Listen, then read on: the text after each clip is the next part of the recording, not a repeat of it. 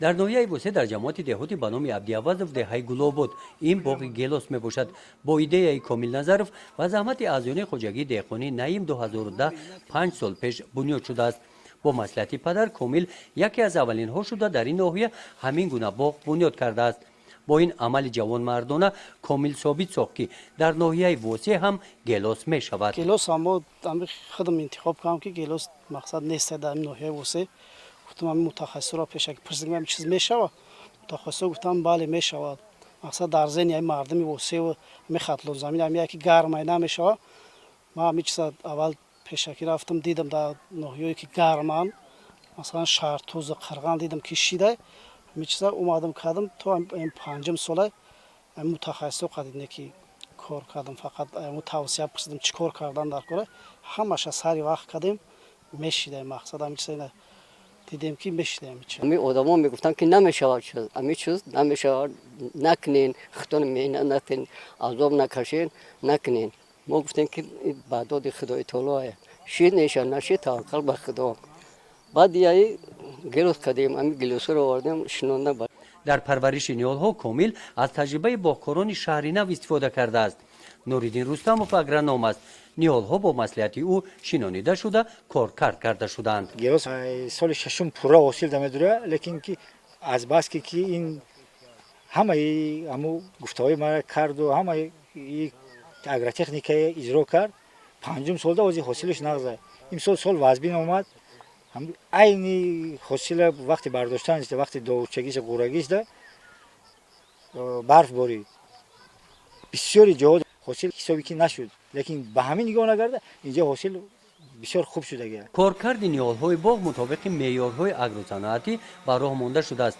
همین قدر قد دارند. مهمه آن همین گونه حاصل فراوان دارند. بهبودی دیگر این است که حاصل پخته رسیده به دشواری جمع آورده می شود. می اثبات کردنی بودیم که میشه در شرایط واسع در شرایط تمام کلوب همون سورتای همه خوبی گیلاس در تمام شرایط کردن ممکن روز کمتر مهنت کردن در کار کمتر تجربه در کار دیگه هیچی در کار نیست مهنت هم بسیار نه کمتر تجربه کمتر مهنت در جماعت دهاتی به نام عبدی‌آوازov بنیاد باز یک باغ نو با مهیا گردیدن جایهای نوی کاری مساعدت نمود.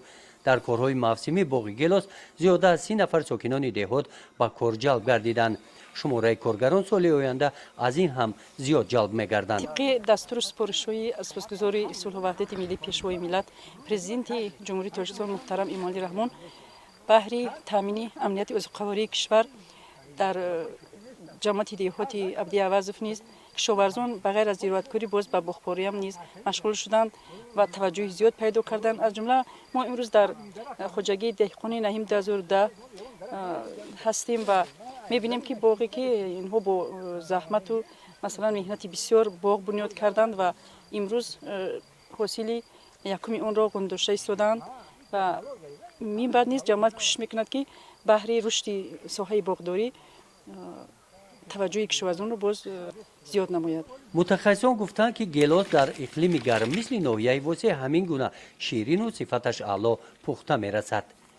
من صفات دیده است من کالیبروفکاش ببینید که این کالیبروفکا در بازارهای جهانی کالیبروفکا 35 میگن 35 40 میگن این کالیبروفکا ترکیه هم در خیلی کالیبروفکا رد کرد جا حاصلش همه روزا کاری حاصلش ای کالیبروفکا 30 بلنده ای حاصلش در بازارهای جهانی هم کنکورنت способнее да همین جوابگوی گیلاس را جمع‌آوری نموده در چنین قوطی‌ها جای میکنند.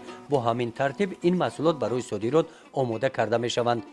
گزارش خواجه نظریف خدای نظر ظهوروف از ناحیه واسه برای برنامه اطلاعاتی نوید.